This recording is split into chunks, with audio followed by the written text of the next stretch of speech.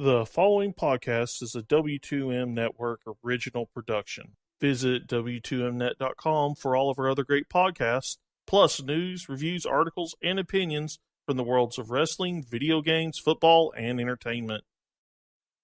Let's go! What's that? Gator!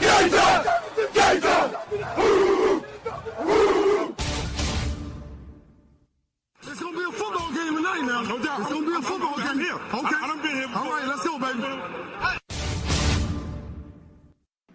Toss to White. He's in! Patriots win the Super Bowl! Brady has his fifth! What a comeback!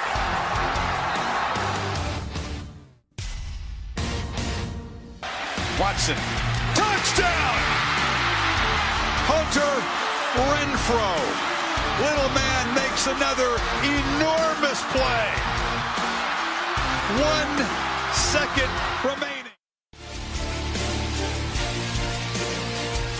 Ladies and gentlemen, football to the max. Your host, Sean Garmer, Gary Vaughan, and Randy Isbell. Hello and welcome to another Football to the Max. A happy new year to everybody as we are now in 2018 and we are coming to you about an hour after the second college football playoff game has ended. We now know the final. It's an all SEC showdown, Georgia and Alabama, but we'll talk about how they got there. And of course, I'm not doing this on myself. The usual man is here, Mr. Erik Watkins. This weekend made me both delightful and angry at the same time. He's dangry, people. He's dangry. So, yes. And also joining us here, the man who's not on the show enough, Mr. Gary Vaughan. Hello, and I am glad to be here tonight. A pretty interesting weekend when it comes to college football here. Yes, certainly. We'll have plenty to talk about there. That'll be the last time you hear that intro, or the second part of that, as next week. Of course, it will be decided, and we'll have a little soundbite with whoever wound up winning the championship.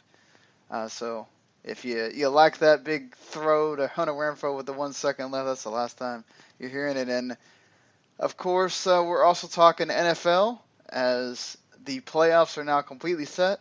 We'll actually do our whole playoff predictions on this show. And we got Black Monday, of course, with so many coaches retiring, going somewhere, getting fired. There's still coaches that may get fired, and there's coaches that are waiting to be hired. And one big name is sitting out there, and this one actually looks like it might happen, unlike the supposed Tennessee job that was lined up for the man. But all right, guys, let's talk about what just happened here. The College Football Playoff, both semifinals. First, you had in the Rose Bowl, Georgia and Oklahoma had, I don't know what else to say, in honor of the man who loves Oklahoma so much, a slobber knocker, because that's what this was. Baker Mayfield and Oklahoma lose, thanks to having to kick field goals in overtime. I mean, it's crazy how that offense was clicking. Second half comes, Georgia's defense decides that, all right, that's enough of that. And they start playing a heck of a lot better.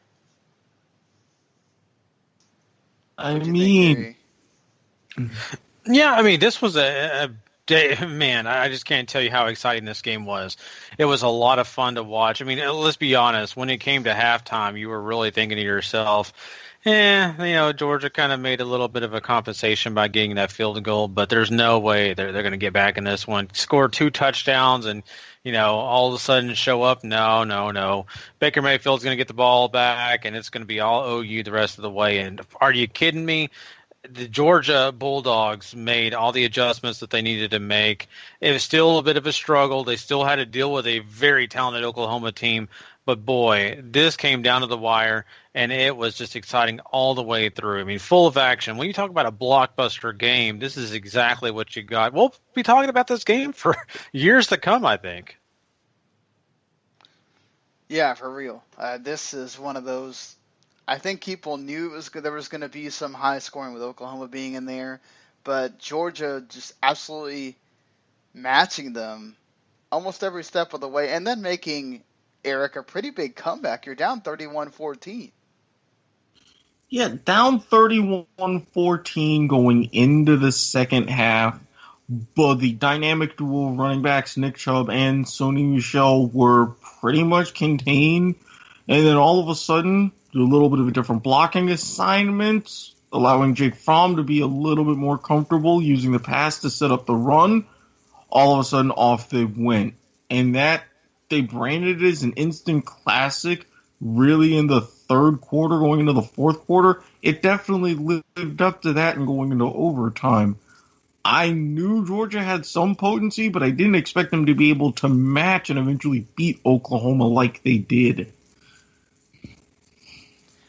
Yeah, it was pretty crazy because at first it was just like two Titans trading blows, right? I mean, you had, if it wasn't Chubb, it was Michelle scoring, and then you had Baker Mayfield doing his thing. Mayfield even caught a touchdown that was the touchdown that led to that big lead.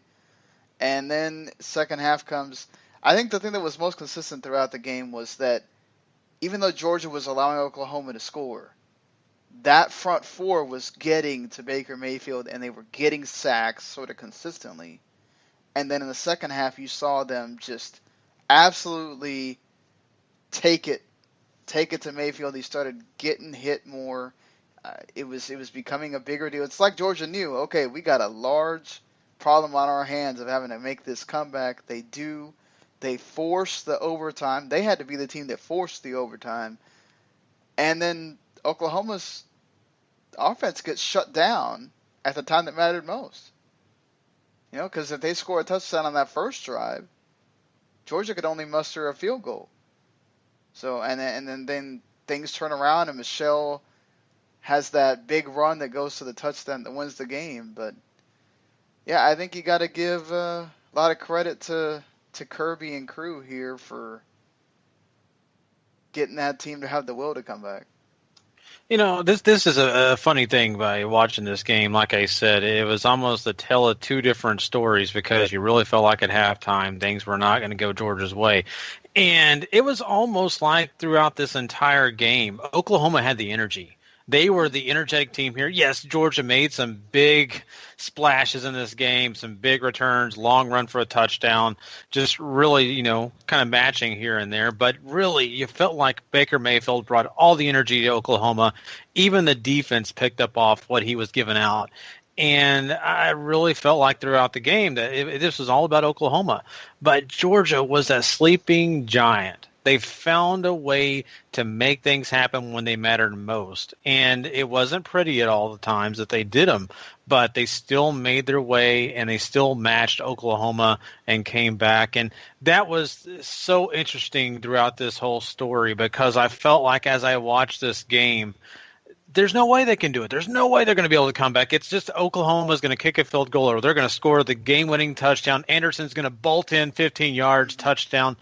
And just it was really exciting to watch because of that. And still, to be honest with you, it still feels weird to say Georgia won this game because of all the energy that Oklahoma brought. You could tell Baker Mayfield, especially after the game, how emotionally drained he was because he put everything into this game. That Oklahoma squad, super talented. But Georgia, man, I am super impressed. I was impressed coming in, but, man, I'm really impressed now. Yeah, Mayfield, this is his last game, obviously, as a member of Oklahoma Sooners. He'll be going into the draft next year. He said, basically, can't believe this is it. This is how it ends. And, yeah, I'm sure he was expecting to at least get to the title game. Rather disappointing for him. But it didn't come down to, it certainly, he was not the reason they lost, Erik. At all. But I think you have to put it down to that question mark that's been there the entire season. That defense is not there when you need them the most. No, and even though Baker Mayfield came in throwing 71%, he was quote-unquote limited to 21 of 34 on the night. The defense, Georgia, with such a prolific pair, and I'll go back to this again, Chubb and Michelle. The most run yards by running backs by a duo in FBS history. As a team, they ran for over 300 yards. It's just like one small gap in a zone defense and boom, off they were, 20, 30, 50 yards at a time. They are not used to this level. Well, they're used to this level of talent in the Big 12, dealing with it, but they're not used to having to terribly stop teams when they have to. And this is really what bit them. Yeah, I also think you're not having to deal with having those rushers in your face like Mayfield was. And there was times where he was getting a lot of time to throw and everything, but you're also having corners that are not allowing that receiver to get a lot of yards out to the catch either. You know, those things in a defense that you're not having to deal with so much in the Big 12, that now you're all of a sudden faced with this, and when it comes down to crunch time, what do? They get tighter. And that Oklahoma defense did not. They sort of, they held Georgia to the field goals, but when it counted, Georgia's came up bigger. Yeah, I totally agree. And the one thing I'll say, and I of course, for the website and all that, I've primarily watched Big 12 games, so I covered the Oklahoma Sooners all the way. And I've watched their team really progress and just really outperform a lot of those Big 12 teams, like they should. TCU even really didn't match them this year. And that was a situation where you really thought, man, this team is right there and up that upper level. But that defense wasn't perfect. And in the Big 12, defense really is never perfect. You're just coming with offense and hoping to God you're the one who scores the last touchdown or finds a way to get those last points, because that's the way you win in the Big 12.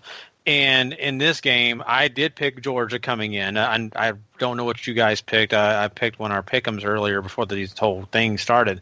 And I really felt like defense was going to matter. I thought Georgia was going to be able to come in with those prolific rushers and just run the ball down Oklahoma's throat. Oklahoma would have offense, but they couldn't stop them. They actually did well enough in this game, and it did come to bite them in the butt still. They still, kept some things under wraps, but yet, like we always see in the Big 12, it just got them again. You can't give up 54 points and expect to win. Exactly. Not all the championship time, semifinal. No.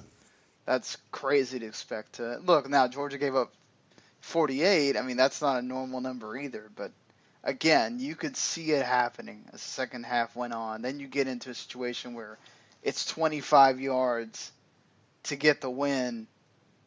Who you're gonna count on more when it comes to stopping the other team? And it was going to be Georgia. So now we go to the other semifinal, and this one was much more of a done deal very quickly, thanks to Jalen Hurts, that Alabama defense making Kelly Bryant's life a living hell basically for most of the game, and Deron Payne for having a huge interception that turned the tide. You also had the big fourth down play as well, why can't I remember his name? 34 jumped over and got that 4th and 1 that was very key. And then Payne goes and catches the touchdown as well. Big man interception, big man touchdown, as you said, Eric. And Alabama just steamrolls Clemson.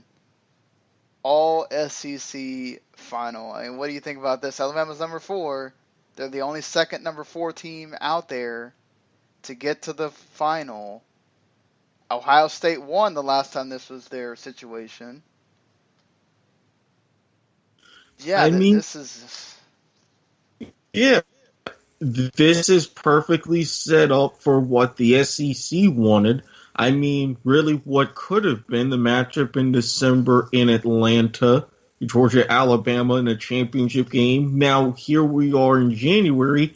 It is the matchup with even bigger stakes. And for that drive, as I said before, you mentioned, big man running, big man finishing, big man scoring. And, I mean, let's face it, for the longest time, Clemson's defense was up to the task. They initially blocked a kick that they called timeout for some reason right at the end of the half.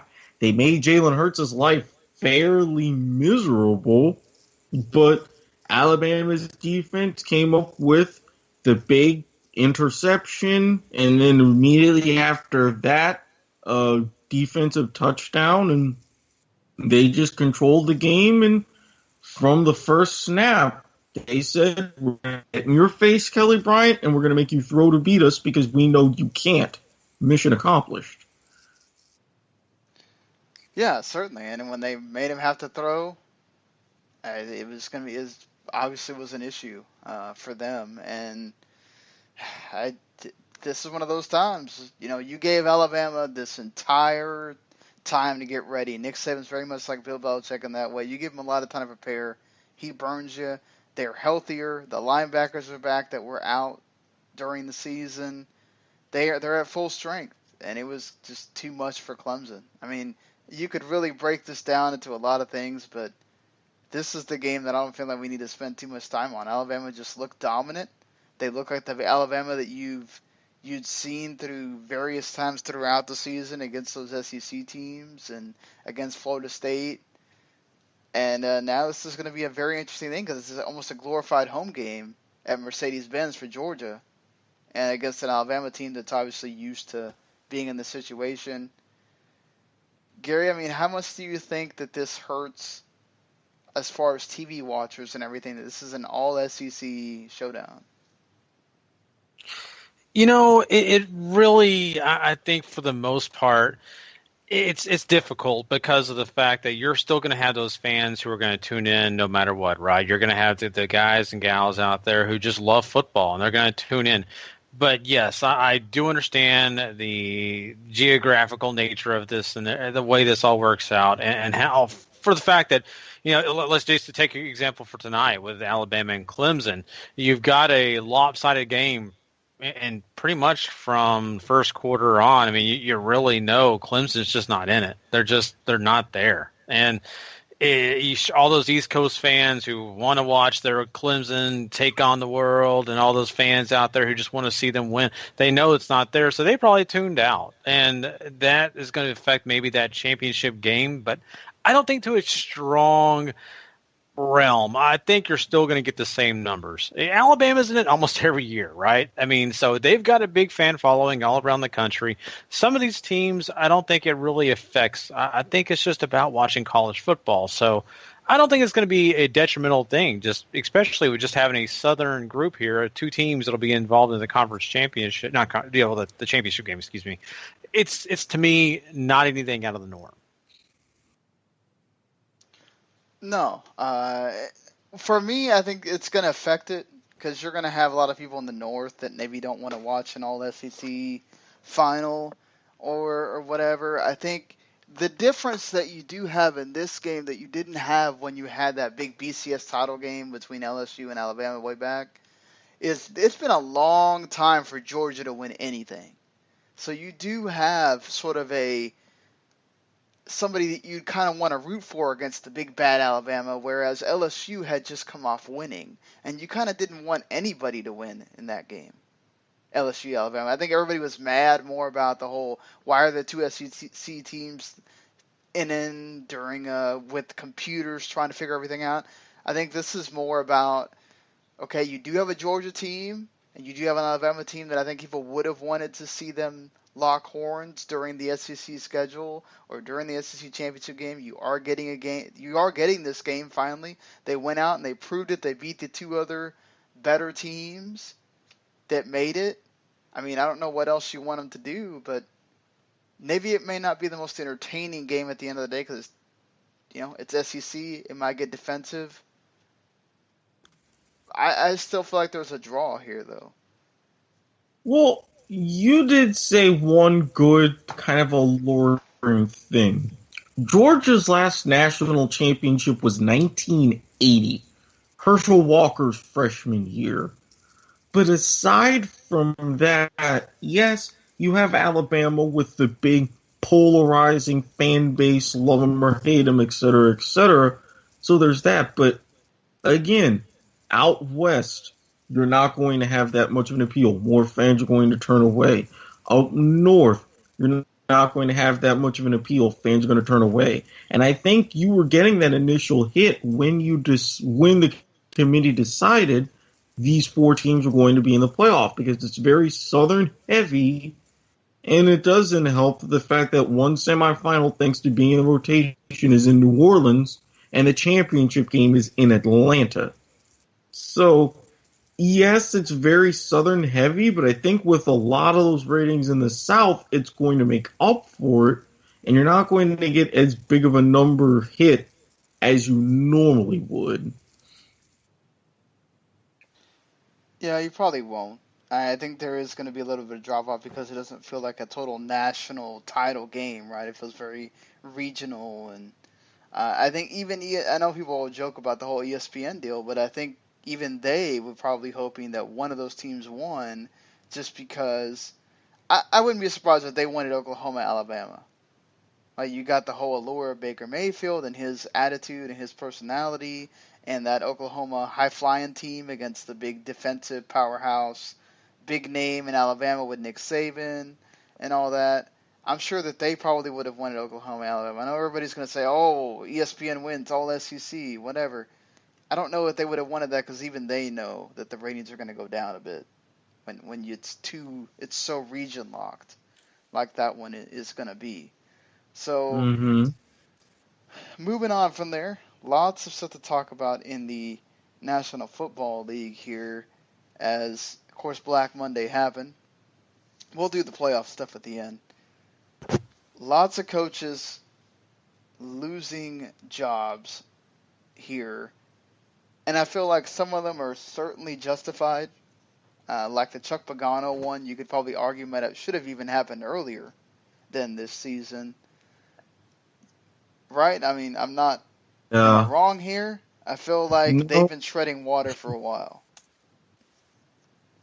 I mean, you're not wrong, and I actually had a conversation about this when Pagano came back. He might have come back a little too soon. I don't know, because of having to deal with everything and the cancer. Was he really in the right state to return, or should he have just let Bruce Arians take over and he go and do something else? But I don't know. This started to seem okay and then get more and more and more of a mismatch. Yeah, I'm right there with you. You know, this just seemed never really to get back on track. And I hate it for Pagano. I really do. And I think that he has talent. I think he has a lot to really provide. But yet I just think the distraction, the issues that they've dealt with throughout the team, it's just been a hodgepodge of bad mojo, and it's just never worked out the way they needed it to work out when it comes to anything.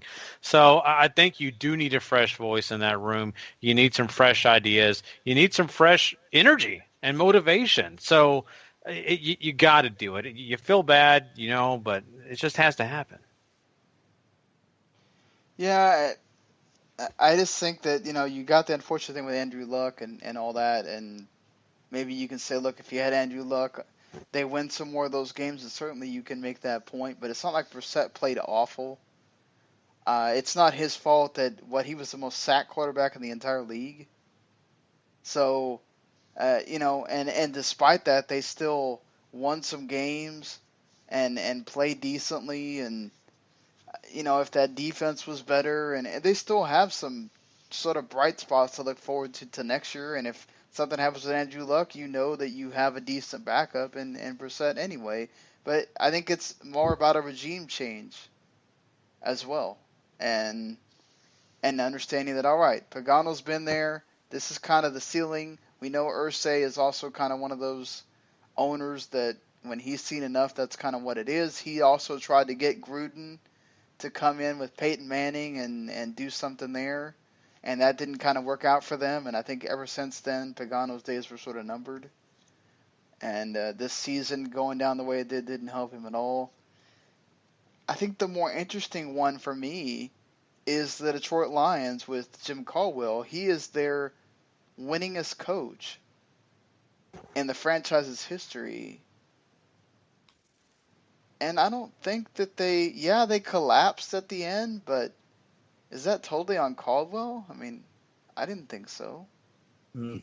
Neither did I. And this reminds me of Chicago in the last season under Lovie Smith. I mean, there he went 10-6, but didn't make the playoffs in a collapse, and he was let go. Of course, the Bears have been a dumpster fire ever since. But I mean, Caldwell, he's been more than competitive. He's been getting the team to the playoffs.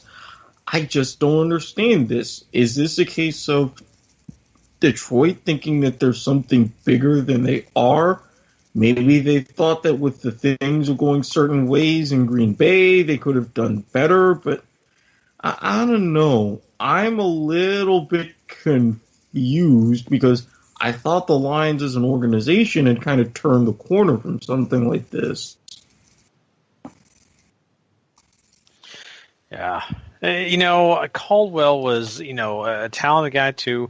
I think really it just comes down to the fact that they're really not sold on him. To me, it's a little odd to say that because I think for a while they really were on his side, but I think they're seeing a lot of the coaching changes going on right now. They knew that this was going to be a very open year when it comes to searching for coaches. And I think they wanted to throw their name in for maybe a coach that a lot of people are vying for. I think Detroit's really felt that they've kind of been playing the same thing over and over again. That's having offense that can do some really great things with a defense that just lets them down. And I think they're really hoping they can get a head coach in that can really work on both sides of the ball and not just a guy that's just really going to help them kind of can maintain what they're doing now. So I think once again they're wanting to throw their name in the hat of maybe a larger or more potential top name head coach out there. Yeah, I just wonder which ones are going to be out there available for them at that point. That's going to be the interesting one.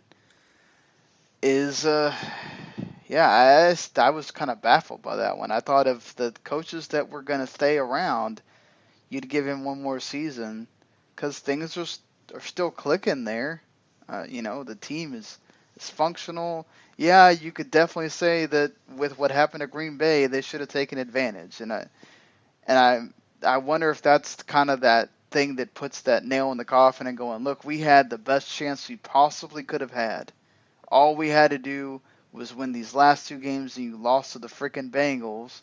Yeah, the Bengals wound up going on a 2-game win streak at the end of the day with their ridiculous 4th and 12 to knock the Ravens out of the playoffs as well. But I just think that one was kind of harsh, looking at everything as well. Looking at something that also may be perceived as harsh, depending on who you're talking to, Jack Del Rio being out in Oakland with the Raiders. Of course, that potential move to Las Vegas is sitting around.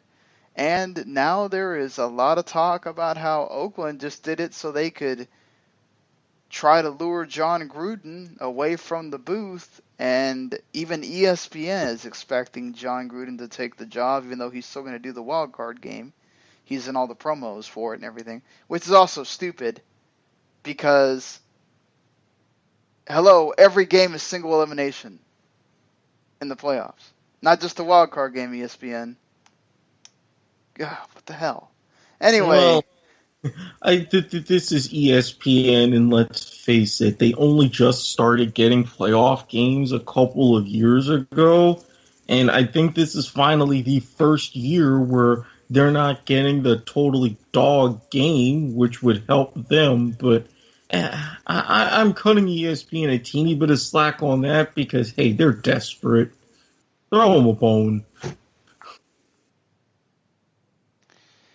I guess, but do you think he'll actually take this job? I mean, how many times have we just talked about the Colts. We saw the whole fiasco with Tennessee and what that turned into because he didn't take that job. He he had an opportunity where he just got into the Ring of Fame or whatever it is in Tampa Bay this year. He could have had that Yeah. job. The Do you Ring think of Honor. Oakland is finally the Ring of Honor? Sorry, the Oakland is finally the destination where you already turned down the team you won the championship with, and you're going to go to the team that you were with before? My gut's telling me no. And I honestly thought if he was going to leave the booth, he's got his family in Tampa, has a home in Tampa, a lot of roots in Tampa that he set up from that Super Bowl era when he was coaching in Tampa Bay. Still has communication with the team and the organization. Not to mention, financially, it would be a more convenient move. It just, no.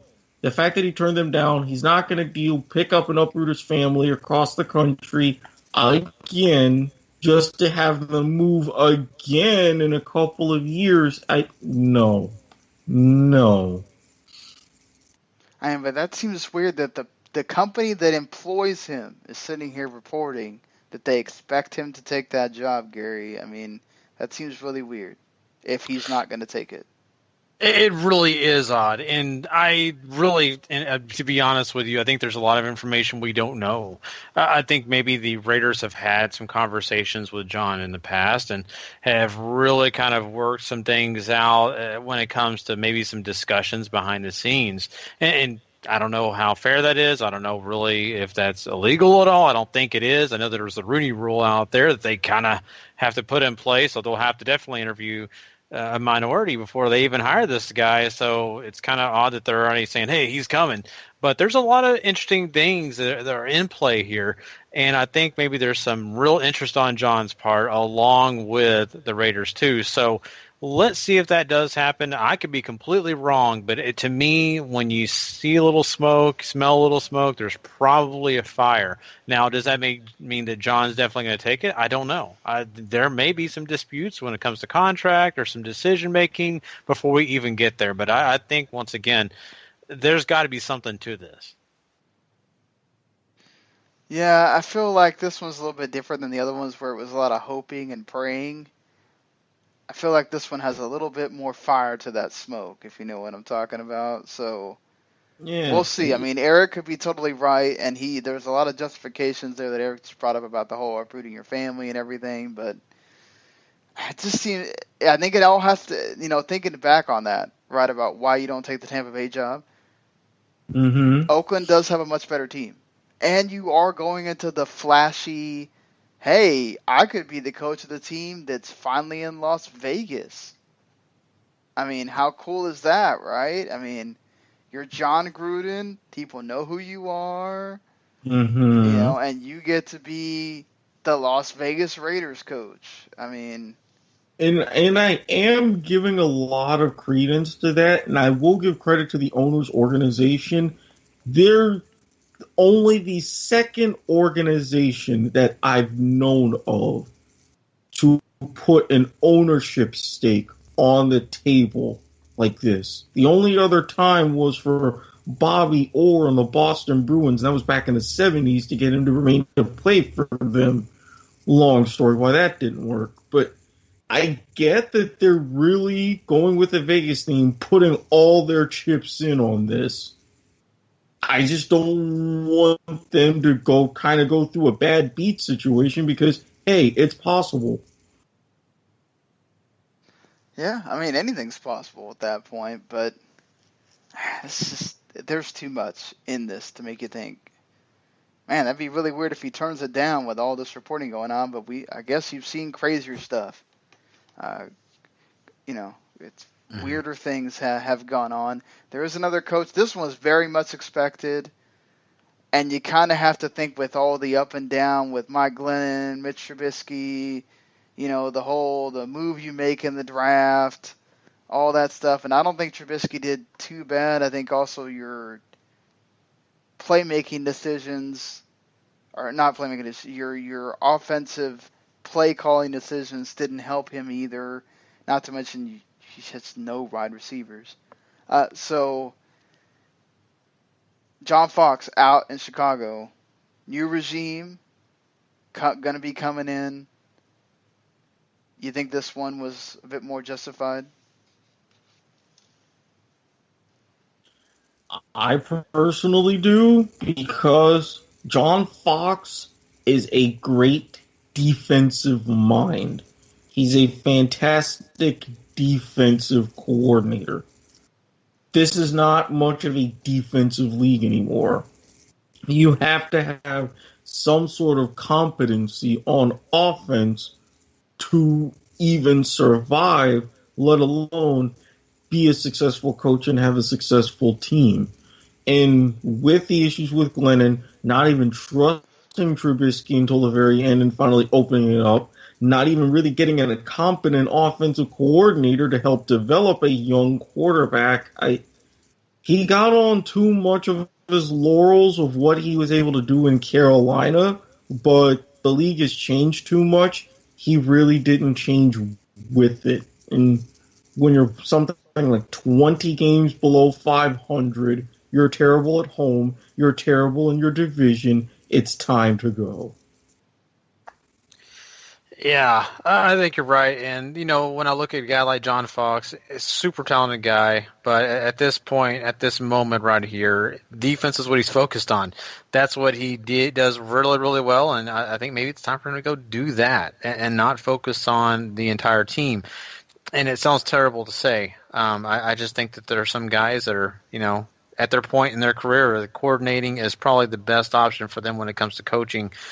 I think really it's inspiring to see that the Chicago did have some high spots this year, some great moments of, hey, we're going to surprise everybody and win this game big. And then for the most part, though, they really kind of did what they needed to do for the, most of those games where they thought that they could come in and get victories. They just kind of underdid what they needed to do. So my point in all this is I think you're right, Eric. I think that offensive mind needs to be in place for the Chicago Bears, because I think Glennon has an opportunity to actually, be better than what he was this year. And I think there's a lot of other people that, see the talent that Chicago has and says we can build on it.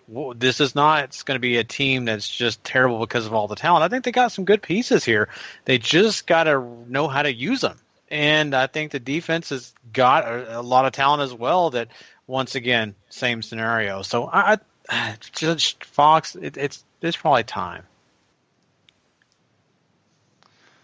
Yeah, I think certainly I agree with you. It's like Eric said, he didn't change much of his philosophy.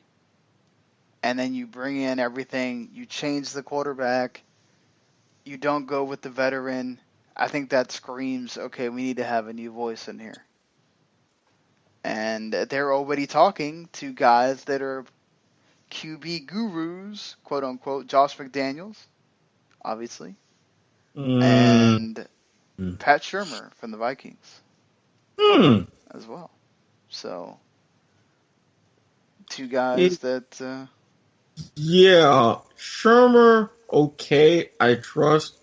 McDaniels, question mark. Yeah, he's been kind of weird when he's not in the Patriot system.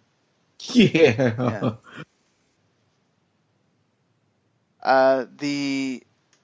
So that one's kind of you have to wonder who gets picked there or who the Bears wind up hiring at the end of the day. The Colts have decided to ask for an interview for Chris Richard from the Seahawks, the defensive coordinator. They're also talking to McDaniels and Mike Vrabel, who's another one of the sexy candidates right now.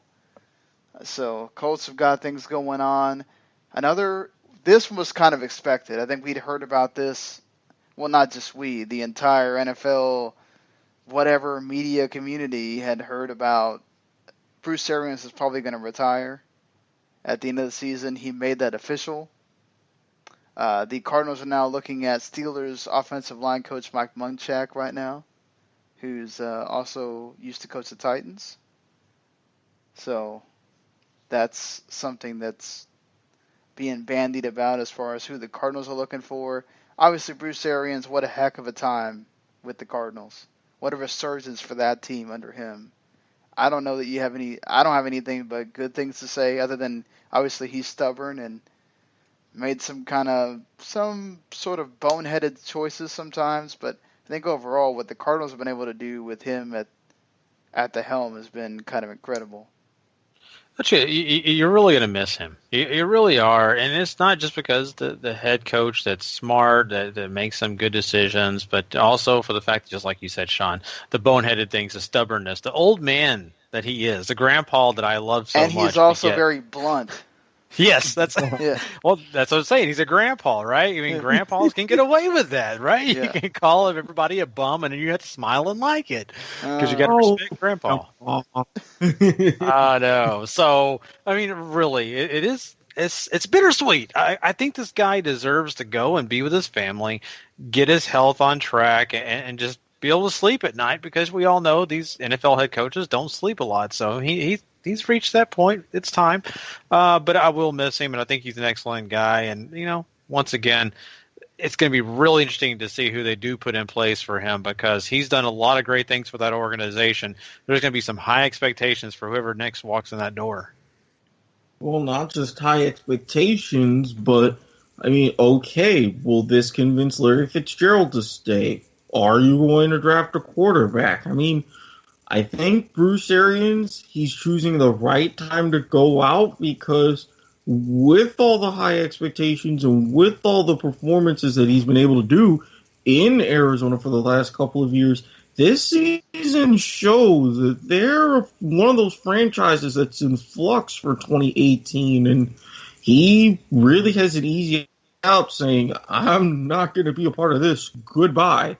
So I'm going to miss him. I think the game is going to miss him, especially now. But, oh boy, Arizona is going to be a very weird and intriguing team to look at this coming season. Yeah, they'll certainly be one of those teams looking for a quarterback in that draft. Would you'd imagine that Carson Palmer will be out the door as well, and have to wonder about, will Larry Fitzgerald call it a day, or will he come back? And Adrian Peterson, what's going to happen with him too? Lots of question marks going on with the Cardinals as they begin their coaching search. One team that also, they fired their coach a few weeks back, and Ben McAdoo and Steve Spagnuolo took over, but they hired a new general manager. Jerry Reese is out, as he'd been with the team for such a long time. Gettleman's actually been with the Giants before, from 98 to 2012, and then he was with the Carolina Panthers. He's known as the guy that didn't want to pay Josh Norman, pretty much, and didn't want to pay some other guys over there at the Panthers, and they replaced him with the guy that they fired before Gettleman. So, interesting. But Dave Gettleman now comes back to a team he's familiar with.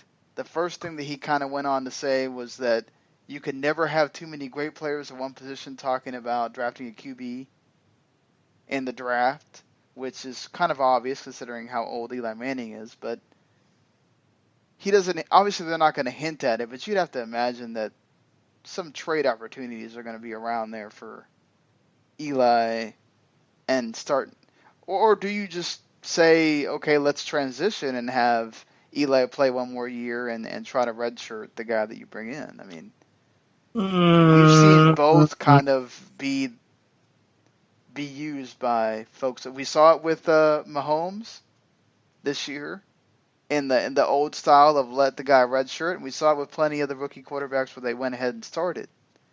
So which do you think works with this great class that's coming in? Trade. Obviously, there's some bias there too. Well, of course I have some bias. And again, we've got warm weather, except for this week. You've got Tom Coughlin. You've got Doug Marrone. I'm just saying, Eli, if you're listening, Jacksonville isn't as bad as it sounds. Now, bias aside, they tried to have other quarterbacks come in. I mean, even without Geno Smith, are you really just going to completely get rid of Davis Webb? Or are you going to have to put in some sort of aspect to see what you've got going on there? And if not, then whoever you draft, you're looking at someone who's going to be, if not completely turnkey, then pretty close to it and ready to go. You're not going to be patient enough with Eli Manning, even with the numbers that he's had with and without Odell Beckham and all his other receivers. You're not going to put up with another year of that. The fans aren't. Yeah, I mean, to an extent, I think that, you still have a lot of those fans that are still going to chant Eli, and they're still going to want him around. He did some great things for that team when, no one really expected him to. So, yeah, I'm right there with you, though. I think it is time to move on. They really need to figure out the future. The future pretty much is now. Eli is definitely heading off into the sunset. You've got to make some decisions quick here, because if you don't get a quarterback right away, then you're going to have to hope and pray that you can get a decent one later on and may have to pay a bigger price. This is a year when you can get one high in the draft, or you can make some trades and get a quarterback and somebody else in a great position because you're drafting so high. But, I mean, for the most part, it's also going to come down to coaching staff, who they're going to have in place, what kind of offense they'll be running, those kind of things that'll be really hard to really match up just right now as we speak. But I think definitely Eli has to move on. I think the general manager, I think everybody in that organization knows it's time. Yeah, I think when you make such a huge change, you let go of the GM, you let go of the coach. The biggest question on their minds was, do we tank and just let us get a bigger piece of the pie? I mean, they go ahead and wind up with the record that they do, so they're still going to get one of the higher picks in the entire draft.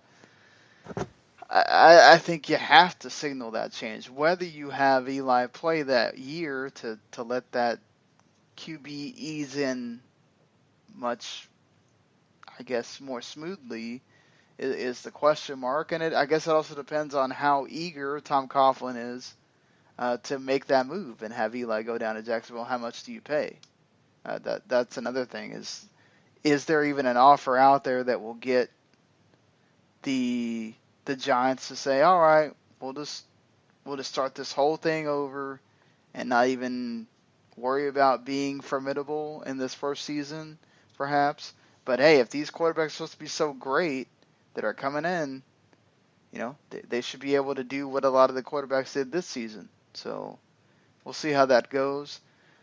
Before we talk about one surprising move that's going to be happening, let's talk about the coaches that are staying around that may also be surprising for you guys.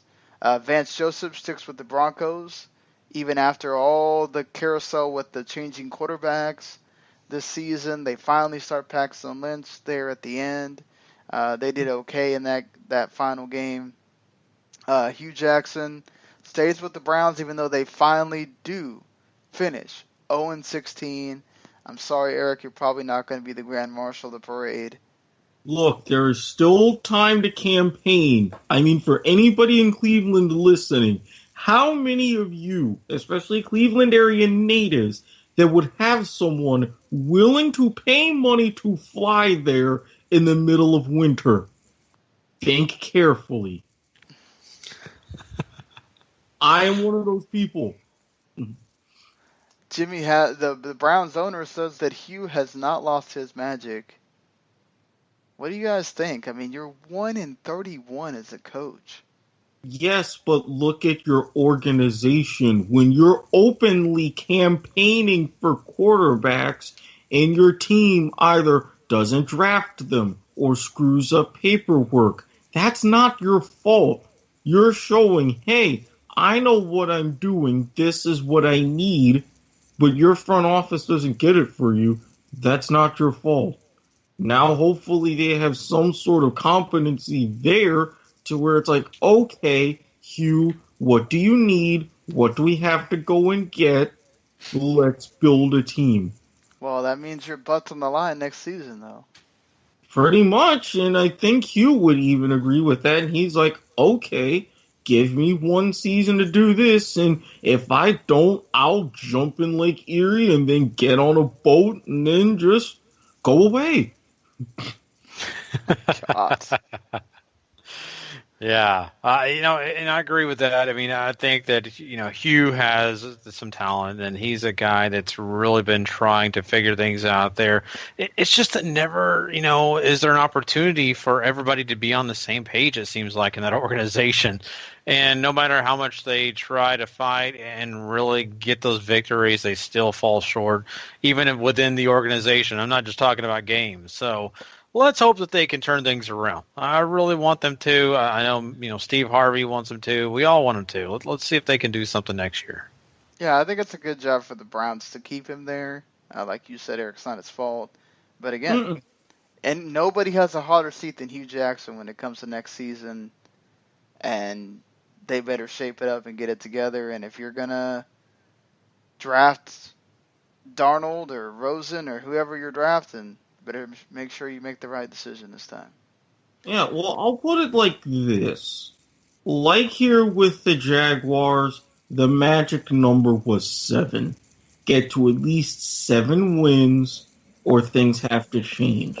I think given the circumstances, if you put that magic number at, say, 5 or 6, that'll shape things up and really see how things will go for the Browns over the next couple of years. Set that line and say you get to here or you're out. Yeah, and we also have a Dirk Cutter officially staying with the Bucs for one more season. Yeah. Don't think that that's his fault about Winston getting hurt, and then the team kind of just they lose 2 of their biggest players on defense for a long period of time. And they fought back hard. In 2 games that I think a lot of people would have thought they were going to lay down and just let their divisional opponents run over them, they did not. They fought till the end. So I think that certainly shows the coach is speaking to them and getting them going. Jameis Winston was certainly riled up, wanting to make sure that they won these games.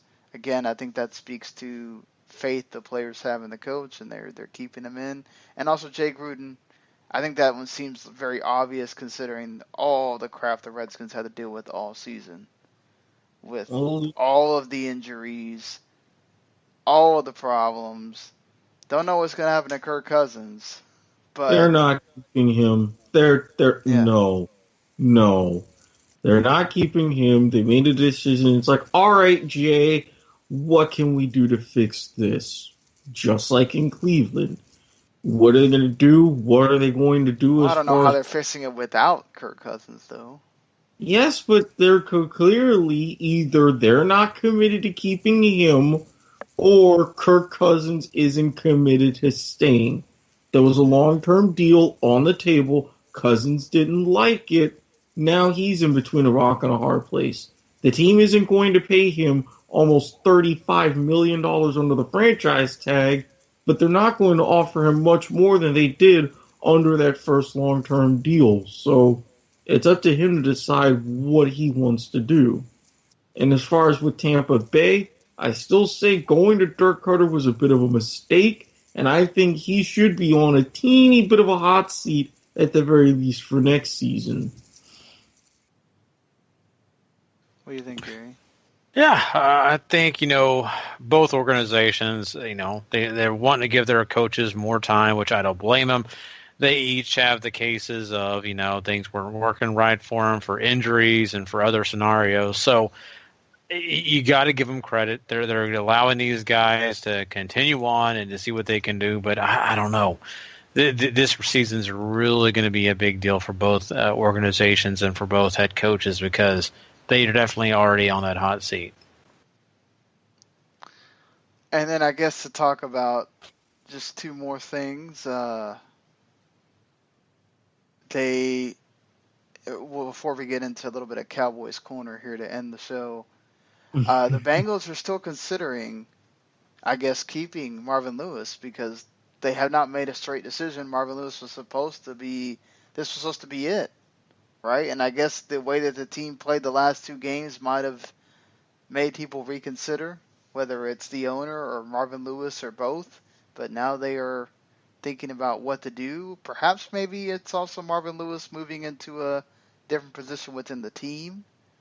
What do you guys think? Do you think he maybe moves into a different front office spot, or does he keep the coaching job, or does he just wind up leaving like we kind of thought going into the end of the season? I said on previous podcasts and previous episodes, don't be surprised if this team fights hard for him these last couple of games. Look what happened. Do I think he's going to be the coach next year? Absolutely not. While he's been above average, he has not gotten over the hump, and he's really been sort of another Marty Schottenheimer in consistently battling and having great regular seasons, yet doing nothing in the playoffs. That gets old fast. I think because he's brought so much to the table, the Bengals will keep him in the front office. I think that would be a better look for them rather than just letting him go completely. So it wouldn't surprise me if Cincinnati takes that route.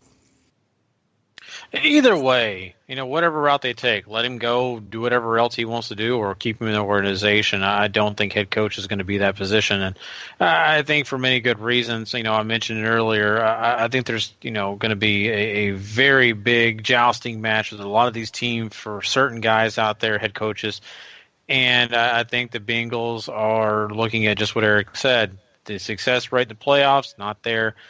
Regular seasons are great, but that's not what really matters here. We got to get some playoff victories and hopefully get closer to that Super Bowl.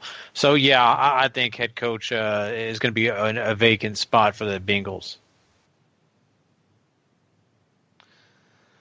Yeah, I don't know. I feel like that's probably going to happen because I think Marvin Lewis winds up going into some kind of front office spot. Because didn't they try to do that with getting Hugh Jackson to stay as well? Where they were going to have Hugh Jackson go in and be the coach and Marvin Lewis step down, and it didn't kind of happen that way. So, yeah, I just think that he winds up leaving the position at the end of the day. He's been with that team a long time, and I'm sure they'll want to keep him around doing something else, but being the coach, I think that's going to be open. And Ted Thompson, the Packers GM, is stepping down and moving to another role within the team. He's been with that team as the GM for a long time. And, of course, Dom Capers, no longer the defensive coordinator either. But that's really a shock. Ted Thompson, he's been there so long that they've gotten into just a way of they don't even go after free agents, really. It's all through the draft. I wonder if they change philosophy completely depending on who they bring in. I don't know. It's a big disappointing thing for Packer fans. This guy has been just a benchmark of great decision making. He's been a guy that's kept that team going. I really feel like this is going to be a huge loss for them. Don Capers leaving. I think you can replace defensive coordinator, but Capers has given them a lot too. Really great decision making on his part. Really setting up the Packers defense to do some good things. So I think right now, like a lot of the teams in the NFL, they're going through some pains, and they'll probably, regrow some of the spots that they really were feeling like they just got cut off. But I just think right now this is a big bummer if you're a Packers fan, because a lot of great things have been done by Ted Thompson, and I think Don Capers has done his due diligence with that defense. Yeah, I really think while it was due diligence to an extent, you really saw that defense starting to slip a little bit farther than Packers fans or even people who know about the Packers wanted to see. I think it's like John Fox. His style of coaching was starting to get antiquated for the league. Mm-hmm. Absolutely. And it was getting to the point to where it was time to go. Now, Ted Thompson is the much bigger surprise because it was just a long-running, not even joke or more of a thing that, yeah, for free agents, Green Bay was sort of a purgatory.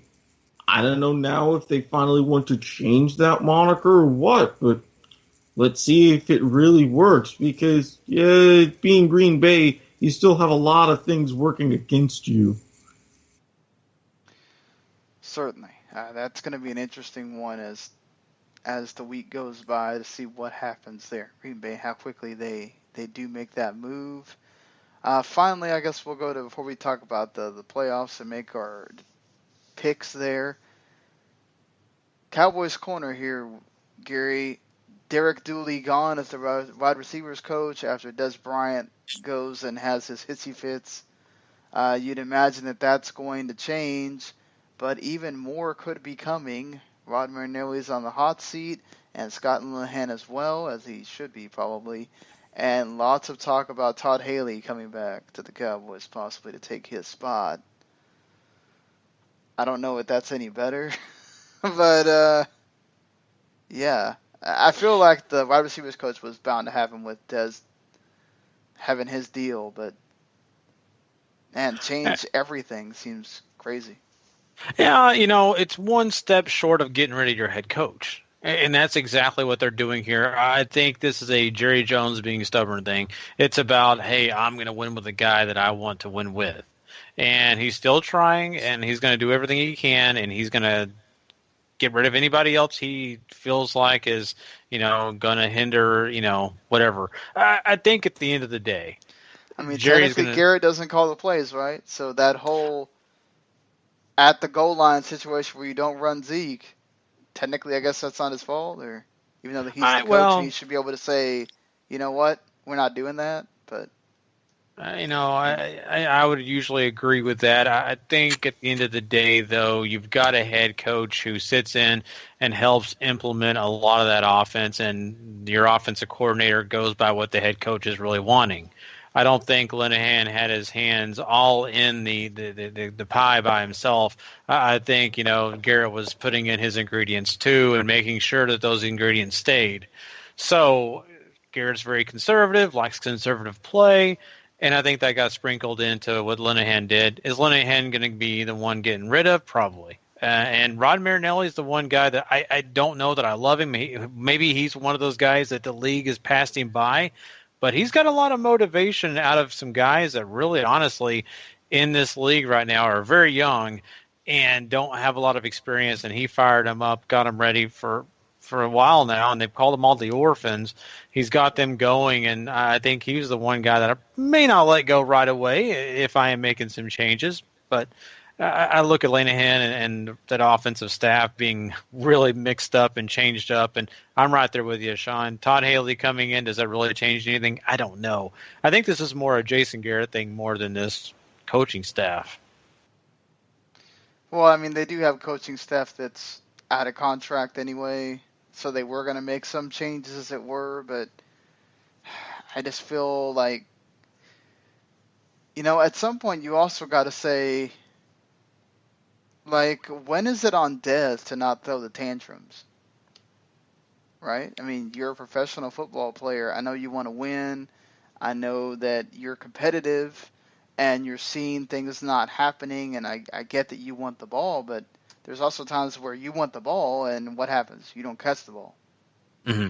Yeah. So, I mean, I know Dak's not always the greatest thrower either, but there's times where it's clearly he didn't catch the ball. Oh, exactly. And you're not going to help any quarterback in this league if you're not catching the ball. I think you get Aaron Rodgers in a situation, if he didn't have guys who were willing to go out there and kill themselves to catch the ball, he'd be probably having the same frustrations and probably making some of the same decisions you're seeing Dak make of, hey, I've got to get the ball completely away from the corner because I know my guy is a 50-50. He never really has the confidence that his guy's going to catch it. He's always thinking my guy's going to possibly try to catch it, and the corner is going to get it. Whereas guys like Aaron Rodgers don't have to deal with that so much because Allison's going to catch it about 90% of the time. So I look at this as a situation where Dez is diminished. He's older now. He's not playing the way that he should for the contract he's getting paid. And I think he's putting pressure on himself, but I think he doesn't realize that he's older. And I don't think he realizes that he's not the guy that, he's supposed to be. So he's going to have, confidence in himself, and he's going to despite everyone else. So, I really think Dallas needs to work on moving on. I really do. And until they do that, or they get a number one in there and make Dez the really great number two, they're going to be in a bad situation when it comes to the receiving core. I think they missed big time. They missed Bryce Butler for most of the season when he was out, because he was the guy that when the play broke down, Dak could throw him the ball, and he's catching it down the field.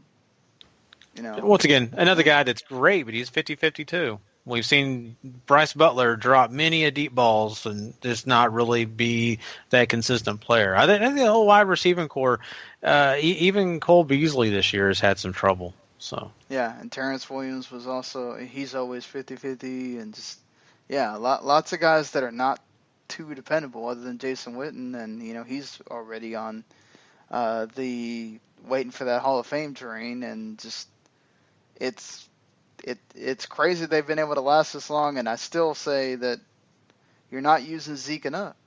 You're not using him enough, and now you won't have the distraction with the suspension and all that stuff this year. I think honestly for me is I wasn't even that upset, because I felt like with all the stuff that had been happening during the year and everything else, it almost was sort of, I guess you could say, appropriate that it happened the way it did, because it shines a light in places I don't think that we'd be talking about the team in the same way if they'd made the playoffs, and even if they'd exited in round one. Mm-hmm. Yeah, I think you're right on that. I think, when you fall short, people are going to get a bigger magnifying glass, and they should. And I think that's what's happening now, and you're going to see a lot of things change. I really feel that way.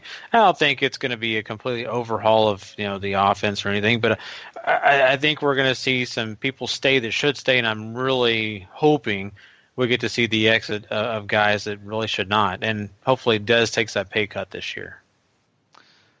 Eric, as somebody on the outside here, just to wrap this all up and then go on and talk about the playoffs, what do you see with that whole situation of what do you think needs to happen? Do they change that whole offensive coordinator, the defensive coordinator? Do they just change one side?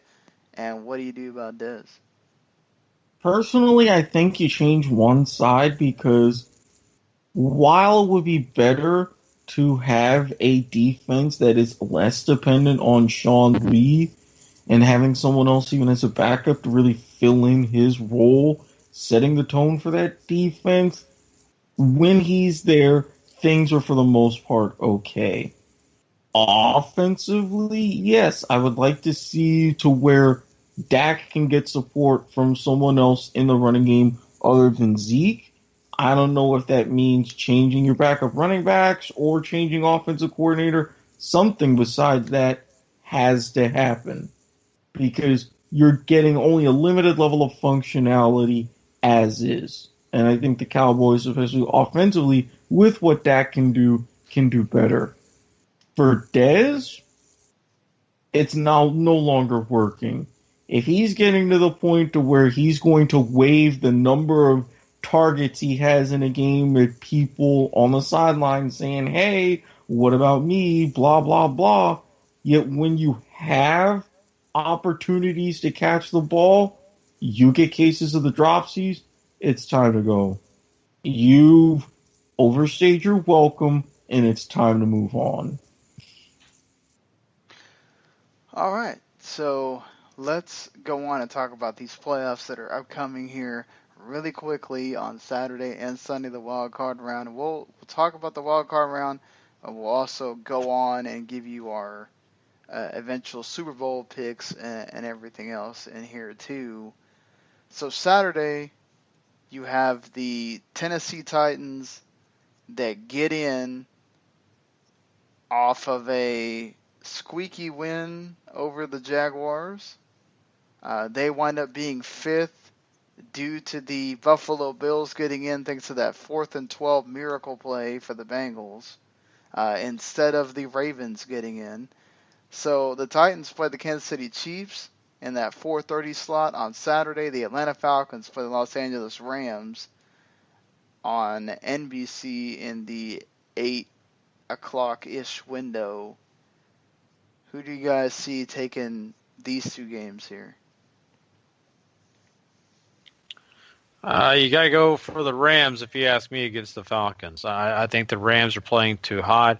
I think that they're going to really give Matt Ryan let's be honest, a real difficult time, and it'd be difficult for Matt Ryan and the Falcons to keep up, even if they were able to stay pretty much in tune with each other. So I got the Rams for sure, and I think Kansas City. I think Kansas City can handle what the Titans have to bring. I think that they're still a talented team. I think that they have a little bit of a spark coming out of this season, but I don't know that I'm trusted completely. But I think that they're probably more in the forefront. Erik, what do you think? For me, I'm definitely going with Kansas City as well. Again, Tennessee on the road. Tennessee has just been outside of Derrick Henry and the rest of that running game. They have been a little bit too sloppy offensively, and I think Kansas City's they've found their way again on defense to where they can control that and put Mariota in a situation where he's going to have to make some big throws, and I don't think showing with what he's done in the past couple of weeks he really can. Plus, factor in Arrowhead. Enough said. I think this being at Arrowhead is going to be a big advantage. Like you said, not even the defense, the offense has begun to click again for Kansas City, and that's very important. You have Kareem Hunt running like he was at the beginning of the season. Alex Smith is starting to go. Go ahead. No, and he was rested too. Got the rushing title. Got to sit on the bench. Done. Yeah, and then you have Alex Smith playing like he was. Tyreek Hill, Travis Kelce are getting involved. The defense isn't up to the, big spot that they were before, but they're getting better. I think that's enough to take care of a Tennessee team that I feel like is just limping into the playoffs, and honestly happy to be there at this point. Mariota's really going to have to show a lot for me. That he's going to have to have one heck of a game. Derrick Henry's going to have to go off, and I can see the Chiefs really deciding that they want to put this game on Mariota, and they could really win based off of that, because I don't trust that Titans defense at all. No. As far as the Falcons and Rams go, this is a tough one because it certainly could be a shootout game. But we've seen the Falcons, when defenses come calling at them, they don't handle it very well. And neither does Matt Ryan, and this could be a game where he throws those interceptions. They could be costly. I mean, Jared Goff this is that prove-it game for Jared Goff, I think. Your first time in the playoffs. You got to come in here, and you might have to make some important decisions and important throws. It may not be all Todd Gurley. The Falcons could make that, hey, let's shut him down. Obviously, the Rams have weapons as well, not just the Falcons. And they probably have more weapons than the Falcons do. And I think with that Rams defense, with that front four, and they do well enough in the secondary, I think the Rams outlast the Falcons and get the win.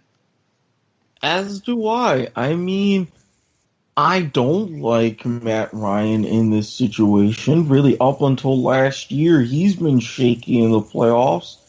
I would trust what the Rams would do with their defense and their defensive line.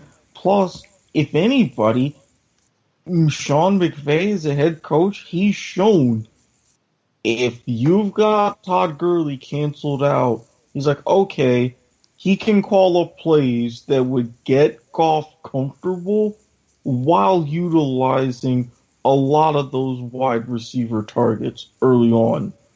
Build that momentum, and then, even if it's still somewhat of a close game, Goff knows what he's doing, he's got that confidence, they can open it up and blow the Falcons right out of the Coliseum. All right, moving to the Sunday games here. You got the Buffalo Bills and Jacksonville Jaguars in the 1 o'clock window. That's going to be an interesting game just from our own personal, Harry hosts the other football podcasts on the network with Erik, and I produce, so we're all on at the same time. That's going to be fun for them to discuss on Wednesday night, but definitely a matchup worth looking at. Obviously, the Sean McCoy going to be gimpy, and that's important because he is a large part of their offense. How he goes, so do the Buffalo Bills. And the Jacksonville Jaguars have been kind of weird. Blake Bortles is still Blake Bortles, and he showed it last week that he can certainly still go out there and throw the interceptions. You got the divisional matchup with Carolina taking on the Saints, and it's in New Orleans, so that is tipped in Drew Brees' favor there. What do you guys see here for the second set of wild card games, Gary?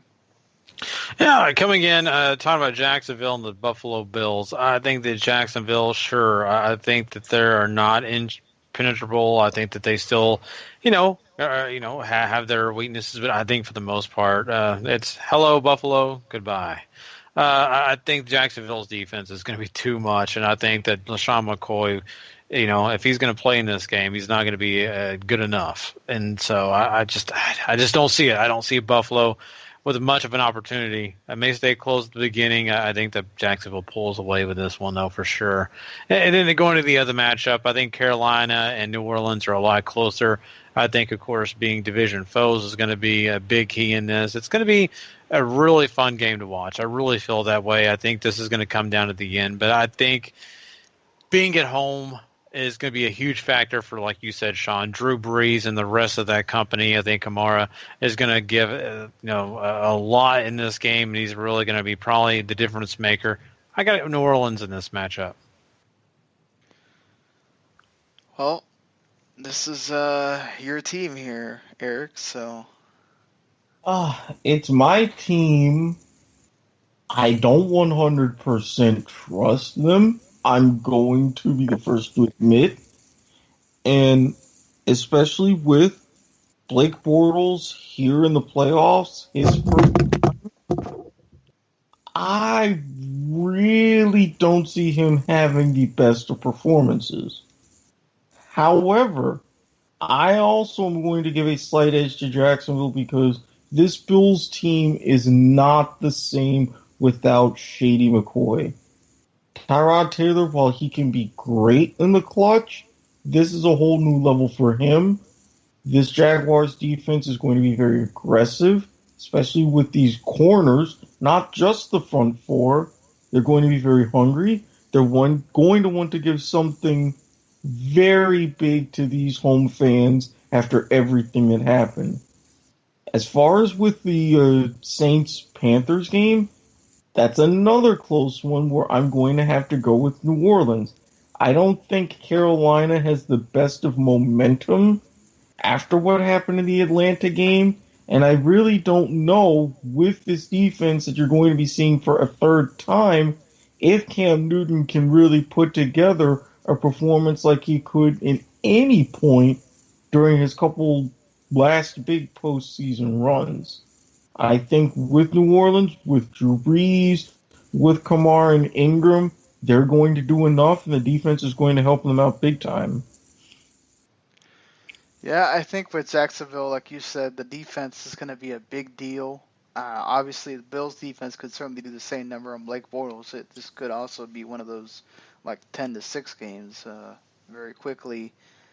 But I feel like I can trust Jacksonville's defense a lot more at the moment. The way they've been playing this season, obviously Tyrod Taylor can escape and all that stuff, but I just feel like with everything the Jaguars have, that's going to be a tough ask.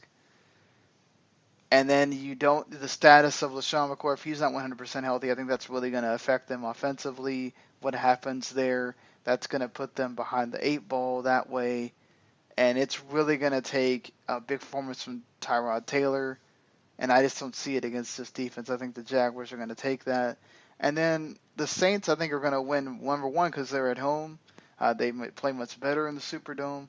Number two, I think you're also looking at a Drew Brees that feels determined. He's not having to rely on him so much because of Ingram and Kamara.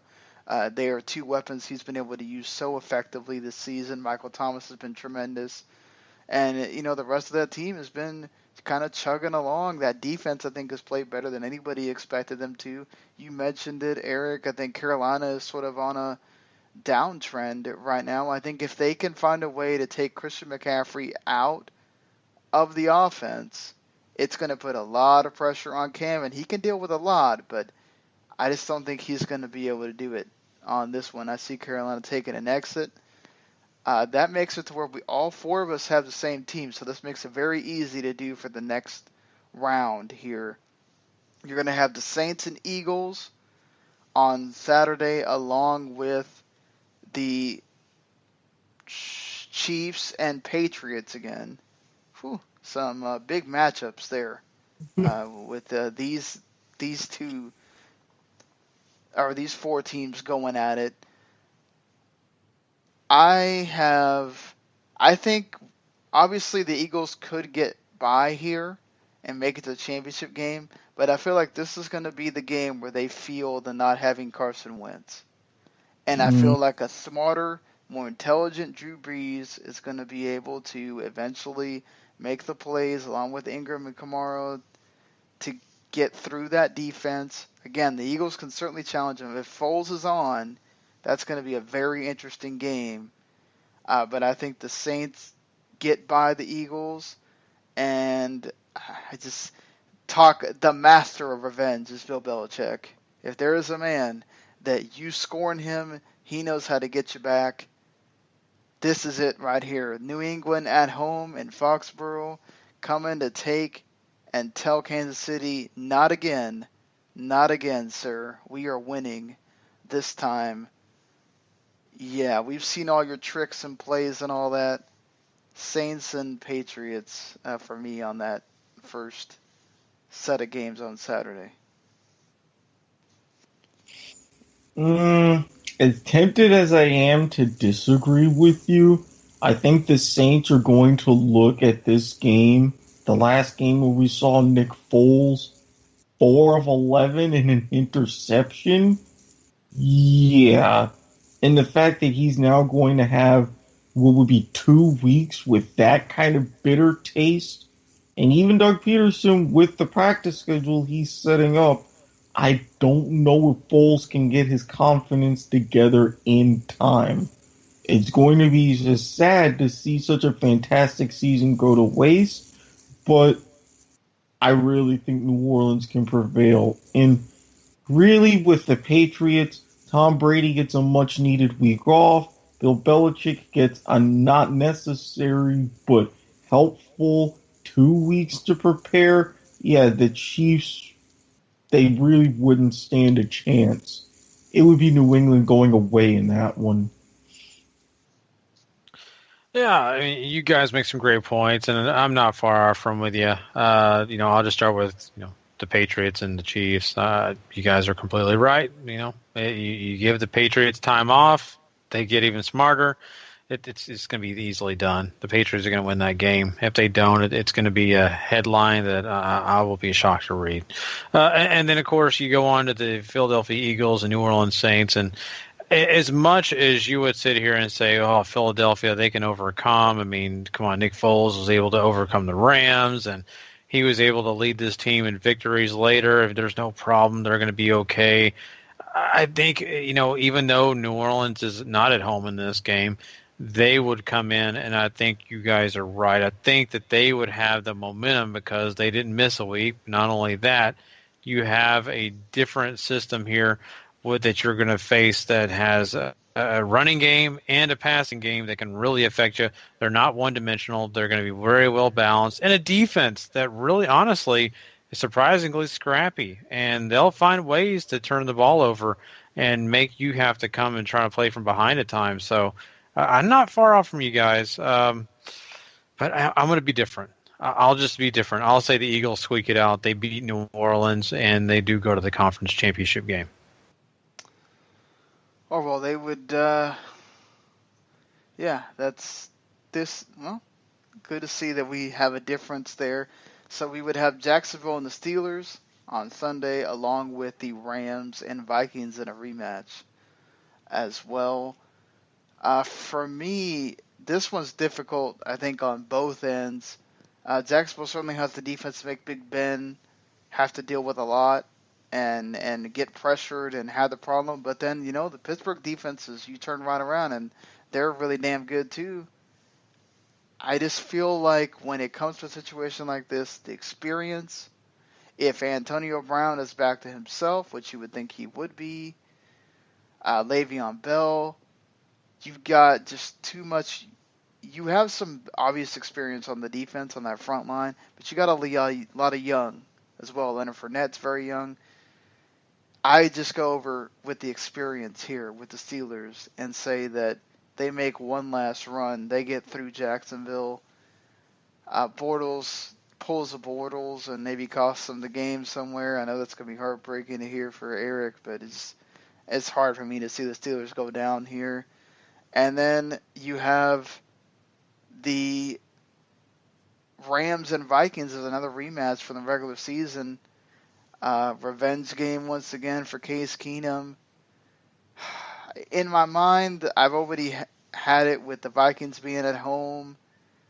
They've played great in that stadium. Now, the Rams have played much better away from LA, so that makes a big difference. This is hard because Todd Gurley has been amazing, and that defense is terrific as well. They can rival the Vikings. But there's something about the Vikings I feel like they're going to pull through and they're going to win and make it to that championship game. Yeah, we're not far off, Sean. I'm right there with you. And I'm looking at the fact that you've got a Steelers team going to face Jacksonville that, they're, going to be ready. And I'm not saying Jacksonville's not going to be ready. But I think when you're talking about quarterback position, you're talking about a guy that has experience in Big Ben, who's been to the promised land, who's done everything. And then you got Bortles who, he can manage, but he's also not prone to really screwing up. And I think that's going to come down to what this game's about. Because I think Jacksonville's defense is good. I think they'll be able to kind of slow down the Steelers at times. But are they going to be able to maintain that if their offense doesn't keep things going? I don't think so. I think Le'Veon Bell is a big part of that. So I got Steelers going on.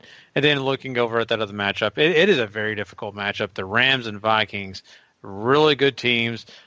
It could really honestly go either way. It really, really could. Only reason I'm going with the Vikings is I feel like that there's one defense that could probably slow Gurley down a little bit and make them focus on Goff, and I think that will be the Vikings. So, yeah, I'm going the Vikes here in their home field. Eric? Well, I really can't go against the Purple People Eaters at home. I mean, I think with Case Keenum, he's going to be the wild card more than anyone. But I really think he's going to set up, and they're not going to have to rely on him as much. And he will do enough, in my mind, to at least maintain the game. Now, this is where I'm going to be a little bit different. The Jaguars and Steelers, yes, while they were two borderline completely different teams when they first met, Big Ben still threw 5 interceptions. Am I expecting a repeat of that performance? No. But I think Jacksonville's going to have enough of a memory to be able to get something similar, slow down the Steelers, and I really think they could beat them again. When these two teams have met in the playoffs, weird things have happened, unexpected things have happened, and that usually goes in the Jaguars' favor. So I'm going to say that it goes in their favor again. All right. Interesting there. So Gary has a championship game of Eagles-Vikings. Both Eric and I have Saints and Vikings. AFC championship for Gary and I is Steelers and Patriots. And Eric has Jacksonville and the Patriots. So, yeah.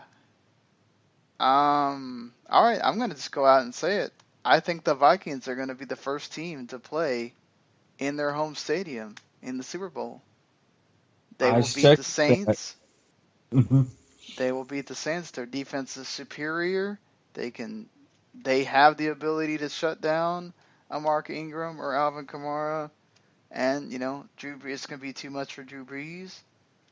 And, I think the Vikings are going to go. And I think it finally happens. Finally, after all these years of the Patriots having their number, I think the Steelers finally get it in the game that matters the most. And you have the Steelers and Vikings in the Super Bowl, and the Vikings win at home. And your Super Bowl winners are Minnesota. You had me up to a point. I'm right there with you. I think the Vikings can contain Drew Brees. I really don't think that the Saints defense is really prepared for what Minnesota has to offer. So I have them right with their home keys in their pocket in Super Bowl 52.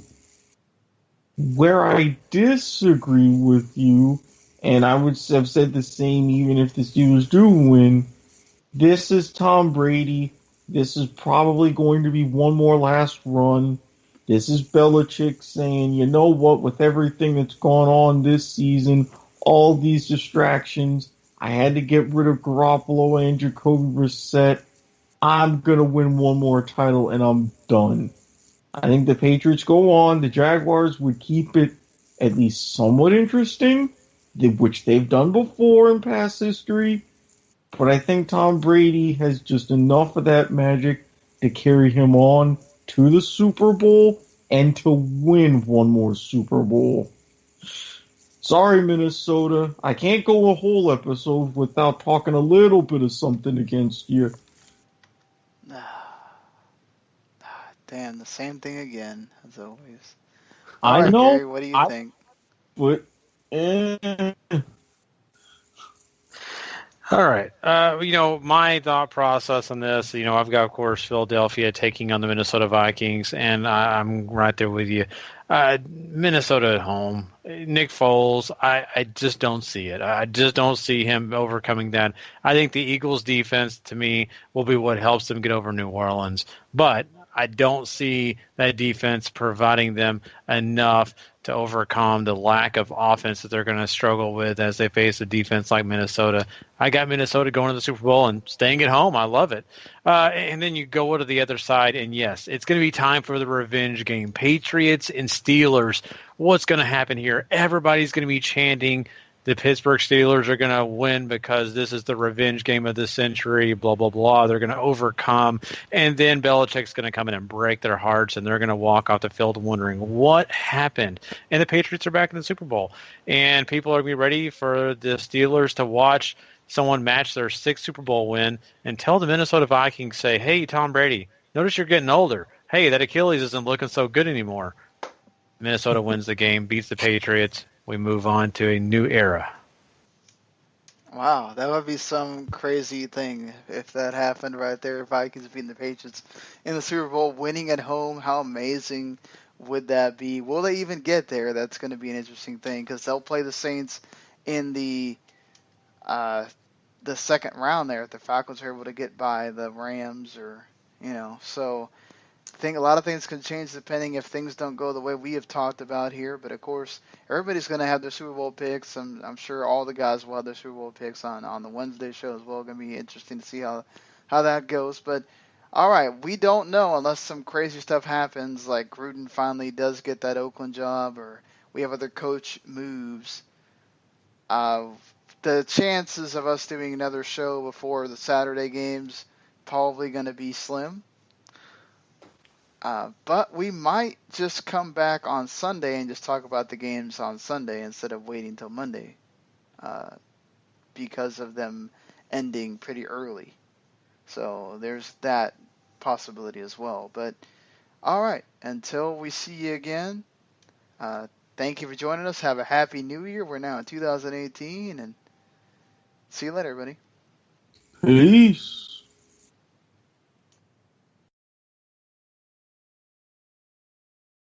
The following podcast is a W2M Network original production. Visit W2Mnet.com for all of our other great podcasts, plus news, reviews, articles, and opinions from the worlds of wrestling, video games, football, and entertainment.